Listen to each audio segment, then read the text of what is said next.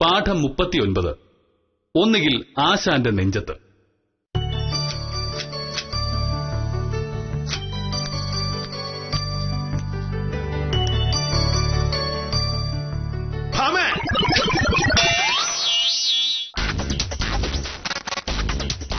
മോഹനേട്ടാ, ഇവിടെ എന്താ?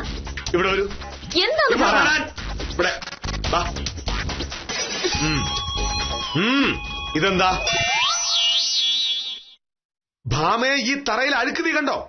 അതുകൊണ്ട് ഇതൊരു വീടാണ്.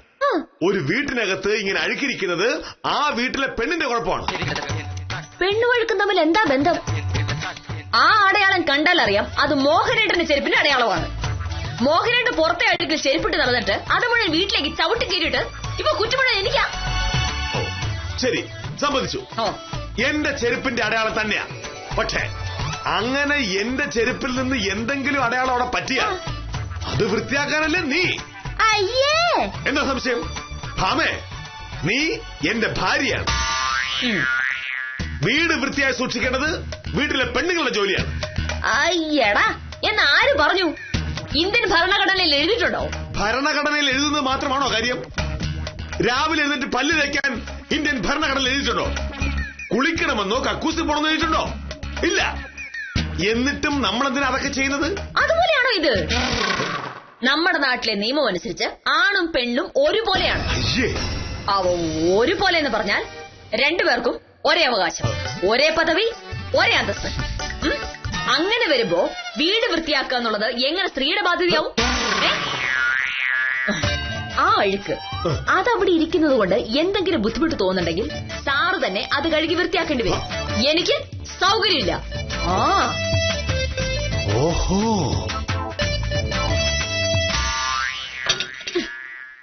രാവിലെ മനുഷ്യനെ നിന്റെ സംസാരം കേട്ടതൊന്നും ലോകത്ത് ഒരേ ഒരു വക്കീൽ നീ മാത്രമാണെന്ന് ഒന്ന് പറഞ്ഞ് രണ്ടാമത്തിന് നീ എന്തിനാ ഇന്ത്യൻ ഭരണഘടനയെ കുറിച്ച് പറയുന്നത്? നമ്മുടെ നാട്ടിൽ വേറെ എത്രയോ പെണ്ണുങ്ങൾ വക്കീൽമാരായിട്ടുണ്ട്. അവരൊക്കെ അവരുടെ വീട്ടിൽ സകല ജോലികളും ചെയ്യാറുണ്ട്. അടുക്കള പണി ചെയ്യുന്നതും പാത്രം കഴുകുന്നതും വീട് വൃത്തിയാക്കുന്നതും തുണി അലക്കുന്നതും ഒക്കെ. മോഹനേട്ടന് അങ്ങനെ എത്ര പെൺവക്കീലമാരെ അറിയാം? എനിക്കങ്ങനെ ആരെങ്കിലും അറിയാവുന്നതാണോ പ്രശ്നം? അല്ലെങ്കിൽ തന്നെ ഇതിൽ അറിയാതിരിക്കുന്നു. പെണ്ണുങ്ങൾ വക്കീലായാലും കളക്ടറായാലും ഇനിയിപ്പോ മന്ത്രി ആയാലും ഈ ജോലിയൊക്കെ ചെയ്തേ പറ്റൂ. മോഹനേട്ടാ, ഇത് വർഷം 2012 നിങ്ങളുടെ ആണുങ്ങളുടെ ആ പഴയ മുഷ്കുണ്ടല്ലോ അതിനി ഇവിടെ നടക്കുകയില്ല. വർഷം 1012 2012 പ്രസവിക്കുന്നത് എപ്പോഴും പെണ്ണുങ്ങളാണല്ലോ. അത് മാറ്റാൻ പറ്റൂ? എടി, ഒരു വീട്ടിൽ ഓരോരുത്തരും ചെയ്യേണ്ട ജോലികളുണ്ട്. അത് ഏത് നൂറ്റാണ്ടിലായാലും അവരവർ തന്നെ ചെയ്തേ പറ്റൂ. പെണ്ണുങ്ങളുടെ ജോലി പെണ്ണുങ്ങൾക്ക്, ആണുങ്ങളുടെ ജോലി ആണുങ്ങൾക്ക്. ശരി, സമ്മതിച്ചു. മോഹനേട്ടൻ പറഞ്ഞ കണക്കിനാണെങ്കിൽ ഈ വീട്ടിലെ എന്റെ ജോലിയാണ് അടുക്കളപ്പണി. പാത്രം കഴുകല്, തുണി അലക്കല്, വീട് വൃത്തിയാക്കല് ഒക്കെ. അതെ അല്ലേ? അപ്പോ സാറിന്റെ ജോലി എന്തൊക്കെയാ? എന്റെ ജോലിയാണല്ലോ. എന്റെ ജോലി വീട്ടിലല്ലോ, ഓഫീസിലല്ലേ? അങ്ങനെ ഒരു ആഫീസ് എനിക്കുണ്ട്. ഞാൻ ചോദിച്ചത് വീട്ടു ജോലിയെ പറ്റിയാ. വീട്ടു ജോലി എന്ന് പറയുമ്പോ ഞാൻ പറയാം. രാവിലെ എഴുന്നേൽക്കുന്നു, വഴക്കുണ്ടാക്കുന്നു. ഇടയ്ക്ക് ഞാൻ വെച്ചുണ്ടാക്കുന്ന ഭക്ഷണം കഴിക്കുന്നു, വഴക്കുണ്ടാക്കുന്നു. പിന്നെ ഓഫീസിൽ പോയിട്ട് വരുന്നു, വഴക്കുണ്ടാക്കുന്നു. ഉറക്കത്തിൽ വഴക്കുണ്ടാക്കാൻ പറ്റാത്തതുകൊണ്ട് ഉറക്കെ കൂർക്കം വലിക്കുന്നു. ഇതല്ലേ സാറിന്റെ ജോലി? ഇങ്ങനെ ഒരുവിധ വീട്ടു ജോലിയും ചെയ്യാത്ത ആളാണ് എന്നെ മര്യാദ പഠിപ്പിക്കാൻ വരുന്നത്. ഒരു പണിയുടെ മനുഷ്യനെ ചെയ്ത് സമ്മതിക്കില്ല.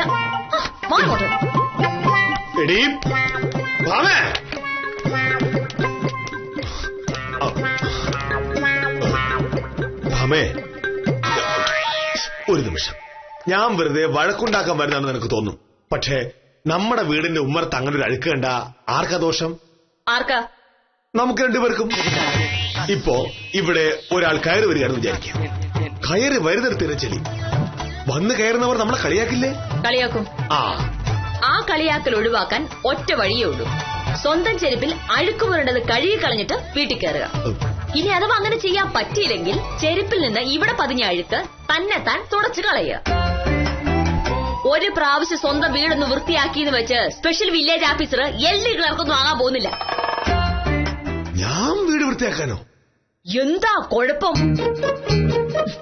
മോഹനേട്ടാ, അങ്ങനെ ഓരോ ജോലി ചെയ്ത് ഭാര്യയെ സഹായിക്കുന്ന എത്ര ഭർത്താക്കന്മാരുണ്ട്. ഞങ്ങളുടെ ഓഫീസിലുള്ള ഓരോ പെണ്ണുങ്ങളെ പറയുന്നത് കേട്ടാൽ കൊതിയാവും. എബ്രഹാം സാറിന്റെ ഓഫീസിലെ സുനന്ദ പറയാ, അവളുടെ ഭർത്താവ് രാവിലെ എഴുന്നേറ്റ് അടുക്കളപ്പണി മുഴുവൻ ചെയ്യൂന്ന്. അവനൊന്നും വേറെ പണിയാണല്ലോ. പിന്നെ ആര് പറഞ്ഞു?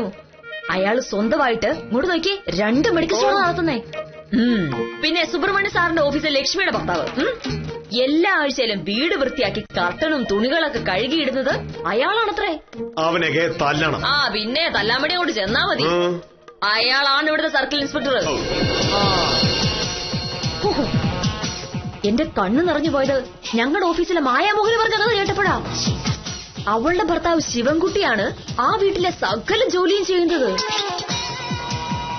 അവളെന്തെങ്കിലും ചെയ്യാൻ തുടങ്ങിയാൽ ശിവൻകുട്ടി സമ്മതിക്കലത്രേ. ഓരോ ദിവസം ഓഫീസിൽ വന്നു കഴിഞ്ഞാൽ അവക്ക് ശിവൻകുട്ടിയെ കുറിച്ച് പറയാനേ നേരമുള്ളൂ. അവള് പറയുന്നത് കേട്ടപ്പോ എനിക്കും അങ്ങനൊരു ശിവൻകുട്ടിയെ കിട്ടിയാ മതിയായിരുന്നെന്ന് തോന്നി.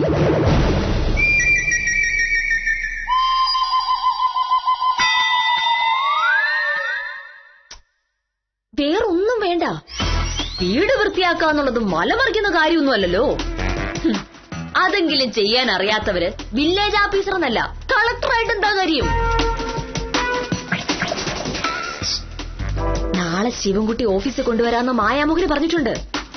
അയാളെ കണ്ട ഉടനെ ആ കൈയും കാണിച്ച് ഒരു ഷെയ്ക്ക് ഹാൻഡ് കൊടുത്ത് അഭിനന്ദനം അങ്ങ് പറയണം.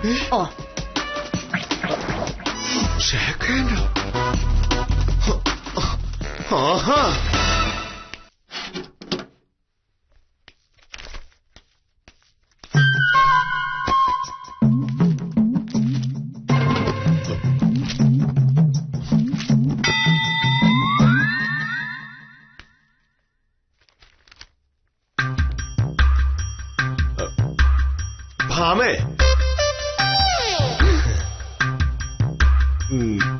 ഞാൻ സത്യത്തിൽ നിന്നോട് പറഞ്ഞൊക്കെ നുണയായിരുന്നു.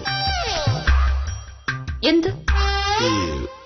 എനിക്ക് വീട് വൃത്തിയാക്കാനൊക്കെ ശരിക്കും അറിയാം. നിനക്ക് വിശ്വാസം വരുന്നില്ലേ? ഞാനിതൊക്കെ തീരെ ചെറുപ്പത്തിലെ പഠിച്ചതാ.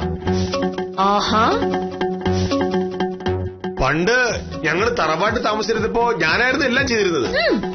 അമ്മ എന്തെങ്കിലും ചെയ്യാന്ന് പറഞ്ഞാ അപ്പൊ തന്നെ എതിര് പറയും. അമ്മയ്ക്ക് വേറെ ഒരുപാട് ജോലിയില്ലേ, ഇതൊക്കെ ഞാൻ തന്നെ വൃത്തിയാക്കിക്കോളാന്ന്. മറ്റേ ശിവൻകുട്ടിയെ പോലെ.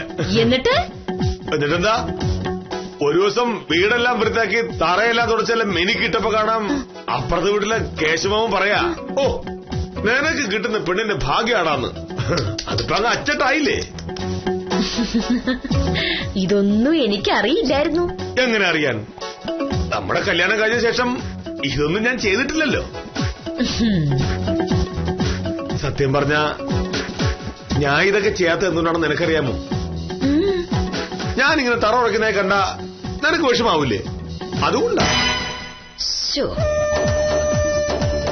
ഞാൻ തറ ഉടയ്ക്കുന്ന കാണുമ്പോ മോഹനേട്ടന് വിഷമം തോന്നാറുണ്ടോ? ഇല്ല. അപ്പൊ മോഹനേട്ടൻ തറ തുടയ്ക്കുമ്പോ എനിക്കും വിഷമാവില്ല. വിഷമാവില്ല എന്ന് മാത്രമല്ല, ബഹു സന്തോഷാവുകയും ചെയ്യും. അതുകൊണ്ട് ഇപ്പോ ഈ പറഞ്ഞതിൽ എന്തെങ്കിലും ആത്മാർത്ഥതയുണ്ടെങ്കിൽ മോഹനേട്ടൻ ആദ്യം ഈ വീട് വൃത്തിയാക്കി കാണിക്കേ, അത് കഴിഞ്ഞ് ബാക്കി കാര്യം. പക്ഷേ ഇപ്പൊ പറ്റില്ലല്ലോ. അതെന്താ? ഇപ്പൊ ഞാൻ ആഫീസ് പറയാൻ കഴിഞ്ഞല്ലോ. അതൊന്നും സാരമില്ലെന്നേ. മണി 8:30 ആയുള്ളൂ. 1 മണിക്കൂർ കൊണ്ട് തീരുന്ന പണിയല്ലേ ഇവിടെയുള്ളൂ. 9:30 ഇറങ്ങിയാൽ മോഹനേട്ടൻ കൃത്യസമയത്ത് ഓഫീസിലെത്തുകയും ചെയ്യും. പക്ഷേ ഈ ഡ്രസ് മാറണമല്ലോ. ഒരാവശ്യം വരുമ്പോ അങ്ങനെയല്ലേ ചെയ്യാ. ഒരു കാര്യം ചെയ്യാം, നമുക്കിത് നാളെ ക്ലീൻ ചെയ്യാം. മതി. നാളെ മായാമോഹനയുടെ ഭർത്താവ് ശിവൻകുട്ടി വരുമ്പോൾ ഞാനെല്ലാം ഒന്ന് ചോദിച്ചു മനസ്സിലാക്കാം എങ്ങനെയാണ് പുള്ളി ഇതൊക്കെ ചെയ്യുക എന്ന്. എന്നിട്ട് ഞാൻ ഇവിടെ മോഹനേട്ടന് പറഞ്ഞുതരാം. അത് വേണ്ട. വേണ്ടേ? ഞാൻ ഇപ്പൊ തന്നെ ക്ലീൻ ചെയ്യാൻ പോകണല്ലോ. അപ്പൊ പിന്നെ നിനക്ക് നാളെ ശിവൻകുട്ടി കാണേണ്ട കാര്യം വരുന്നില്ലല്ലോ. തുടങ്ങല്ലേ? ചേക്കന്നെ കൊടുക്കൂലല്ലോ, ഞാൻ ഇപ്പൊ തുടങ്ങിക്കോളാം.